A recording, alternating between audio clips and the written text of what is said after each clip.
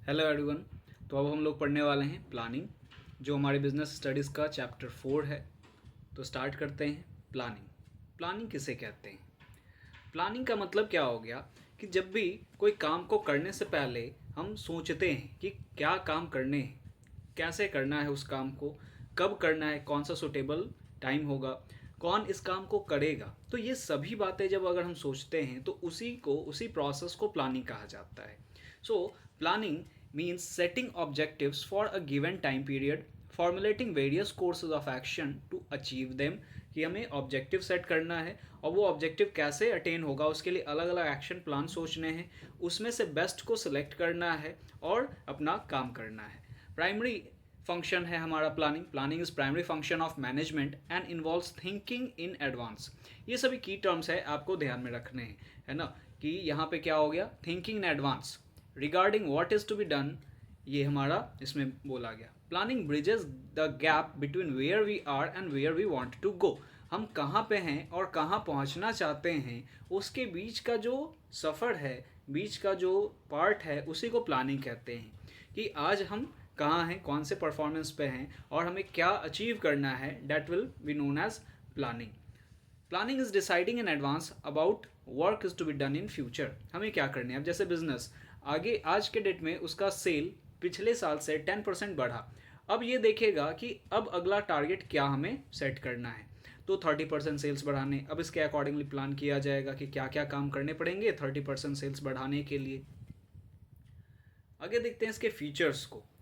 सबसे पहला फीचर्स हो गया, it focuses on achieving objective. Planning जब भी किया जाता है तो एक ऑब्जेक्टिव, एक उद्देश्य को दिमाग में रख के किया जाता है कि किस चीज़ के लिए हम प्लान कर रहे हैं। जैसे आप ये वीडियोस पढ़ रहे हो तो इससे पहले आपका एक प्लानिंग होना चाहिए कि हमें बोर्ड में क्या होगा, कितने मार्क्स लाने हैं। उसके अकॉर्डिंगली आप यहाँ पे क्या करोगे, ये सभी चीज़ों को पढ़ोगे, समझोगे, उसके अकॉर्डिंगली नोट्स बनाओगे, आप उसके अकॉर्डिंगली आप सैम्पल पेपर सॉल्व करोगे। ठीक है, तो ये क्या है, एक प्लानिंग कि हमें क्या करना है, किस तरह के ऑब्जेक्टिव्स हमें सेट करने हैं। सबसे पहला कि प्लानिंग हमारा जो होगा वो ऑब्जेक्टिव्स पे फोकस करता है, एंड रिजल्ट पे फोकस करता है। प्राइमरी फंक्शन है प्लानिंग। प्राइमरी का मतलब क्या होगा, पहला फंक्शन है। हमारे 5 फंक्शंस है मैनेजमेंट के, तो पहला है planning, second is organising, third is staffing, directing and controlling. तो पहला फंक्शन जो है वो यहाँ पे प्लानिंग है। ठीक है, तो ऐसा नहीं है कि प्लानिंग कर लिए तो हो गया हमारा काम, या फिर ये हमारा कंटिन्यूअस प्रोसेस चलते रहता है। एक बार अचीव हो गया तो दूसरा गोल सेट करेंगे, दूसरा हो गया तो तीसरा। Next, planning is pervasive. Pervasive का मतलब हर जगह है, चाहे हम टॉप लेवल का बात करें, मिडिल लेवल का बात करें, लोअर लेवल का बात करें, चाहे किसी डिपार्टमेंट का बात कर ले, चाहे हम प्रॉफिटेबल ऑर्गेनाइजेशन का बात करें, चाहे नॉट फॉर प्रॉफिटेबल ऑर्गेनाइजेशन का बात करें, हर जगह पे प्लानिंग का जरूरत होगा ही होगा। दस planning is pervasive. Next, planning is continuous. Planning क्या है, कॉन्टिन्यूअस है। तो हमारा ऐसा नहीं है कि एक गोल हमारा अचीव हो गया तो उसके बाद हम प्लानिंग रोक देंगे। प्लानिंग लगातार चलते रहता है। ठीक है, एक गोल अचीव हो गया तो फिर दूसरा गोल हम यहाँ सेट करेंगे, दूसरा गोल अचीव हो गया तो तीसरा गोल को अचीव करेंगे। तो प्लानिंग कॉन्टिन्यूअस है, लगातार चलते रहता है। Next, planning is futuristic. Futuristic है प्लानिंग। फ्यूचरिस्टिक का मतलब प्लानिंग हम लोग जब भी करते हैं तो फ्यूचर के लिए करते हैं कि how we can improve our future. ये कभी भी पास्ट के लिए नहीं किया जाता है। It involves peeping into the future, analysing same and preparing plan for it accordingly. It is forward looking function. ये आगे के लिए है, फ्यूचर के लिए ये फंक्शन हमारा है। ठीक है, प्लानिंग इन्वॉल्व्स डिसीजन मेकिंग। ये डिसीजन मेकिंग हमारा क्या करता है, इन्वॉल्व करता है। जब भी हम प्लानिंग करते हैं तो सर्टेन डिसीजंस हमें लेने पड़ते हैं कि अच्छा हमारा एक ये गोल है। ठीक है, अब उस गोल को हम कैसे अचीव करेंगे। तो इतने सारे रास्ते हैं। जैसे आपको कहीं पे पहुंचना है तो आप डिसाइड कर लिए डेस्टिनेशन कि आपको यहाँ पे जाना है। अब कैसे जाएं, तो बहुत सारा तरीका है जाने का, है ना। बस से जाए, कार से जाए, अलग अलग तरीका है। अब उसमें से हमें बेस्ट को चूज़ करना है कि बेस्ट हमारे लिए क्या होगा। तो वही है कि डिसीजन मेकिंग इन्वॉल्व करता है planning. Without decision making planning नहीं हो सकता है। नेक्स्ट है, प्लानिंग इज मेंटल एक्सरसाइज। तो प्लानिंग जब भी होता है ये पूरी तरह से मेंटल एक्सरसाइज है, इंटेलेक्चुअल एक्टिविटी है ना, ब्रेन का एक्टिविटी है। तो ये पूरी तरह से सोच के, प्रॉस एंड कॉन्स को सोच के कि कैसे हम प्लान करेंगे, कब वो सक्सेसफुल होने का चांसेस ज़्यादा है, किस तरह से हम प्लान करेंगे और कब एग्जीक्यूट करेंगे तो ये सक्सेस हो पाएगा। So planning is totally an intellectual activity. It is a mental exercise. Intellectual activity require application of the mind, imagination and sound judgement, कि प्रॉपर जजमेंट के अकॉर्डिंगली हमें प्लान करना चाहिए तो हमारे सक्सेस का चांसेस बढ़ जाता है। फिर है इसमें इंपॉर्टेंस ऑफ प्लानिंग, कि प्लानिंग क्यों इंपॉर्टेंट है। ठीक है, सबसे पहला प्लानिंग प्रोवाइड्स डायरेक्शन। तो प्लानिंग एक मैप के तरह है जो हमें पहले हमने डिसाइड कर लिया कि क्या करना है, कि एक डेस्टिनेशन है हमारा, तो किस रास्ते से जाएं, डायरेक्शन प्रोवाइड करेगा कि पहले ये स्टेप ले, फिर ये स्टेप ले, फिर ये स्टेप लें, है ना। तो प्लानिंग हमें डायरेक्शन प्रोवाइड करता है, रास्ता दिखाता है। नेक्स्ट है planning reduces risk of uncertainty. Future is uncertain, future uncertain ये हम सभी जानते हैं। तो इस अनसर्टेनिटी के रिस्क को हम कैसे कम कर सकते हैं, थ्रू प्लानिंग। अब जैसे मान लेते हैं कि फैक्ट्री में आग लग सकता है, ठीक है, तो आग लग सकता है तो ये तो क्या हो गया, अनसर्टेनिटी है।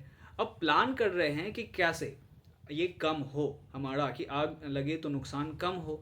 ये कैसे, आग लगने पे हमारा ये कोई बस नहीं है कि आग लगेगा ही नहीं, तो अब इसमें इसके रिस्क को कैसे कम किया जा सकता है। तो हम प्लान कर सकते हैं कि फायर अलार्म लगा सकते हैं, ठीक है, उसमें हम फायर एक्सटिंग्विशर रख सकते हैं, प्रॉपर उस सिस्टम बना सकते हैं। फिर उसके बाद हम ऐसा कर सकते हैं कि प्रॉपर वहाँ पे मेंटेनेंस रहे, कि फायर अगर कोई ऐसा प्रॉब्लम आता है तो तुरंत फायर ब्रिगेड को कॉल किया जाए। तो फिर उसके बाद अगर उसके बावजूद भी हो जाता है तो हम यहाँ पे इंश्योरेंस करवाएं। ये सभी प्लानिंग। तो अगर हम प्लानिंग कर रहे हैं कि आगे ऐसा हो सकता है, ठीक है, ऐसा सिचुएशन है, तो उस घटना से हम बच सकते हैं या उससे उसको कम कर सकते हैं। ठीक है, तो planning reduces the risk of uncertainty. Next, planning reduces wasteful activities. तो वेस्टफुल एक्टिविटीज से हम बच सकते हैं प्लानिंग से, कि अगर हम प्लान कर लेते हैं, जैसे मान लेते हैं कि आपको कुछ आइटम्स परचेज करने हैं, ठीक है, घर में आपको बोला गया कि आपको ये चीज़ें खरीद के लानी है। अब ये सभी चीज़ें आपको खरीद के लानी है, अगर आपने लिस्ट बना लिया पहले से, आप मॉल में एंटर किए, तो एंटर करते हुए बहुत सारा ऑफर्स दिख रहा है, बहुत सारी चीज़ें दिख रही हैं, तो आप उसमें भटकोगे नहीं। आप क्या करोगे, आपके पास लिस्ट है तो आपको पहले ये परचेस करना है, फिर ये आप पहले से डिसाइडेड। तो वेस्टफुल एक्टिविटीज़ नहीं होगा, जो भी रिसोर्सेज है उस रिसोर्सेज का प्रॉपर यूटिलाइजेशन आप कर पाओगे, तो वेस्टफुल एक्टिविटीज़ नहीं होगा। अगर आप ये चीज़ें नहीं करते, ठीक है, अगर ये चीज़ें नहीं करते आप, तो फिर क्या होता, वेस्टफुल एक्टिविटीज़ हो सकता है, बहुत सारी चीज़ें ऐसे आप परचेज कर लो जिसका कोई काम ही नहीं है, और जो काम का चीज़ है उसको आप परचेज ना करो। तो पहले से प्लान करके काम करना बहुत ही सही होता है, हमारा वेस्टफुल एक्टिविटी से हम बचते हैं। Next, planning promotes innovative ideas. नए नए आइडियाज़ को प्लानिंग क्या करता है, प्रमोट करता है, नए नए आइडियाज़ को बताता है। जैसे क्योंकि planning is mental exercise, intellectual activity है, तो इसके वजह से क्या है कि हम नए नए आइडियाज़ को सोच सकते हैं, आगे कर सकते हैं। Next, planning facilitates decision making. तो डिसीज़न मेकिंग, प्लानिंग की वजह से हम क्या करते हैं, डिसीज़न लेते हैं, और वो सही डिसीज़न अगर होगा तब जाके हमारा यहाँ पे चांसेस बढ़ता है यहाँ पे सक्सेस का। Next, planning establishes standards for controlling. Controlling के लिए स्टैंडर्ड तय करता है। जैसे कंट्रोलिंग क्या होता है, अगर हम कंट्रोलिंग का बात करें तो कंट्रोलिंग किसे कहते हैं, तो कंट्रोलिंग हो गया कि अब जैसे हमारा क्या है कि एक पर्टिकुलर टारगेट है और एक्चुअल हमारा परफॉर्मेंस है, एक स्टैंडर्ड परफॉर्मेंस है और दूसरा एक्चुअल परफॉर्मेंस, तो उसे हम कंपेयर करते हैं कि क्या गैप आ रहा है। जैसे हम स्टैंडर्ड तय कर दिए कि 30% सेल्स को बढ़ाना है, ठीक है, और एक्चुअल में मेरा 25% अगर सेल्स बढ़ा है, तो कंपेयर कर सकते हैं। तो ये कंट्रोलिंग में जो हम कंपेयर कर रहे हैं, तो स्टैंडर्ड हमें कहाँ से पता चलता है, प्लानिंग से ही पता चला, प्लानिंग में ही तय होता है क्या स्टैंडर्ड होगा। नेक्स्ट है लिमिटेशंस ऑफ प्लानिंग। लिमिटेशंस क्या है यहाँ पे प्लानिंग का, तो एक इंटरनल लिमिटेशंस है और कुछ एक्सटर्नल लिमिटेशंस होते हैं। तो internal limitations, planning leads to rigidity within an organisation. अगर टॉप लेवल द्वारा अगर मैनेजमेंट में क्या प्लान कर दिया गया, तो अब वही आगे फॉलो होगा, वही मिडिल लेवल को भी फॉलो करना पड़ेगा, वही लोअर लेवल को फॉलो करना पड़ेगा, और अल्टीमेटली वर्कर्स भी वही करेंगे जो बोला गया है, ठीक है। सो रिजिड हो गया। अब कोई वर्कर या फिर कोई लोअर लेवल मैनेजमेंट के पास कोई इनोवेटिव आइडियाज़ आ रहा है, तो वो अप्लाई नहीं कर सकते हैं, है ना, वो अप्लाई नहीं कर सकते हैं क्योंकि ये रिजिड हो गया। एक बार जो बन गया, फॉर्म हो गया, उसी के अकॉर्डिंगली हमें करना पड़ेगा। नेक्स्ट है planning may not work in dynamic environment. तो डायनेमिक इन्वायरमेंट का मतलब जो इन्वायरमेंट हमेशा चेंज होते रहता है। तो यहाँ बिजनेस इन्वायरमेंट का बात किया गया, तो business environment keeps on changing, so planning may not work in dynamic environment, तो डायनेमिक इन्वायरमेंट में जो हमेशा हमारा बिजनेस इन्वायरमेंट चेंज हो जा रहा है तो हो सकता है उसमें काम ना करे। जैसे पैंडमिक के समय में, उससे पहले भी बहुत लोगों ने बहुत सारी चीज़ों को क्या किया होगा, प्लान किया होगा, तो अचानक से बिजनेस इन्वायरमेंट चेंज हो गया या अचानक से कंज्यूमर का डिमांड चेंज हो जाए, पैटर्न चेंज हो जाए उनका, तो फिर क्या होगा, फिर हमारा प्लानिंग काम नहीं भी कर सकता है। फिर उसके बाद है प्लानिंग इन्वॉल्व्स ह्यूज कॉस्ट। तो बड़े ऑर्गेनाइजेशन में प्लानिंग करने में काफ़ी ज़्यादा खर्च जाता है, क्योंकि मीटिंग करने पड़ते हैं, मल्टीपल मीटिंग्स उन्हें करने पड़ते हैं, फिर उसके बाद वो प्रॉपर चेक करना पड़ता है क्या ये प्लान काम करेगा या नहीं करेगा, तो उसमें समय भी जाता है और साथ साथ उसमें कॉस्ट भी ज़्यादा लगता है।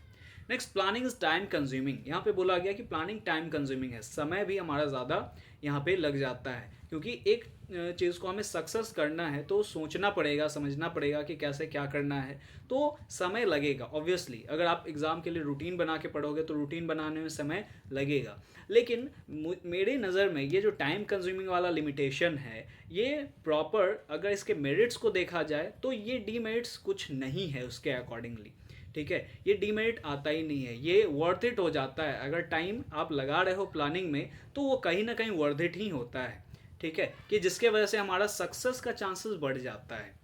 लेकिन हाँ, ये गारंटी नहीं करता है, सक्सेस का चांसेस भले ही बढ़ जाता है, but planning does not guarantee success. हमारा बेस्ट से बेस्ट प्लान हो, लेकिन किसी सिचुएशन के अकॉर्डिंगली, किसी वजह से वो क्या हो सकता है, काम नहीं भी कर सकता है। जैसे पैंडमिक का सिचुएशन आप देख लो कि किसी का बेस्ट प्लान भी रहा होगा उस टाइम, तो हो सकता है वो वर्क नहीं किया हो, ठीक है। तो समय पे भी डिपेंड करता है, और हमारा क्या होता है, डिमांड पैटर्न और मल्टीपल चीज़ों पे डिपेंड करता है क्या वो हमारा प्लान सक्सेस करेगा या नहीं करेगा।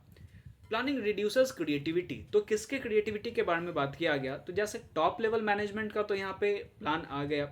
अब इसमें जो मिडिल लेवल है, लोअर लेवल है, फिर उसके बाद वर्कर्स है, तो उनके पास इनोवेटिव आइडियाज़ होने के बावजूद भी वो अप्लाई नहीं कर सकते हैं उसे।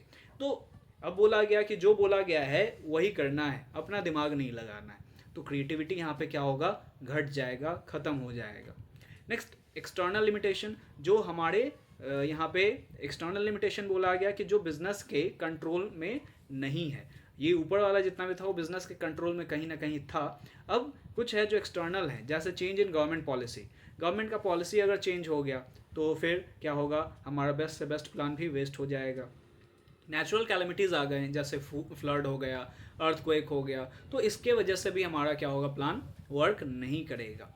Changes in strategy of competitors also lead to failure of planning. Competitor के स्ट्रैटेजीज में चेंज आ जाए, ठीक है। रेगुलर टेक्नोलॉजिकल चेंजेस में अफेक्ट प्लानिंग। जो रेगुलर क्या हो रहा है, टेक्नोलॉजी चेंज हो रहा है, तो जैसे 3G से 4G आया, 4G से 5G आया, तो अब ये कुछ टेक्नोलॉजी, उसी तरह से मल्टीपल टेक्नोलॉजीज़ हैं, तो टेक्नोलॉजी अगर चेंज हो जाता है, रेगुलर बेसिस पे अगर टेक्नोलॉजी चेंज होता रहता है, तो उसमें भी प्लानिंग हमारा काम नहीं कर सकता है। नेक्स्ट है changes in economic and social contribution. तो अगर इकोनॉमिक या सोशल कॉन्ट्रीब्यूशन में कोई चेंजेस आ रहा है, इन शॉर्ट ये बोला गया कि बिजनेस इन्वायरमेंट में किसी भी तरह का अगर चेंजेस आ रहा है जो एक्सटर्नल है बिजनेस से, वो तो एक्सटर्नल ही होता है, तो बिजनेस इन्वायरमेंट में भी किसी तरह का चेंजेस आया तो प्लानिंग हमारा वहाँ पे काम नहीं करेगा, प्लानिंग अफेक्ट करेगा। तो ये था आपका meaning, features, importance and limitations of planning. Okay, I hope आपको समझ में आया होगा ये। Thank you for watching.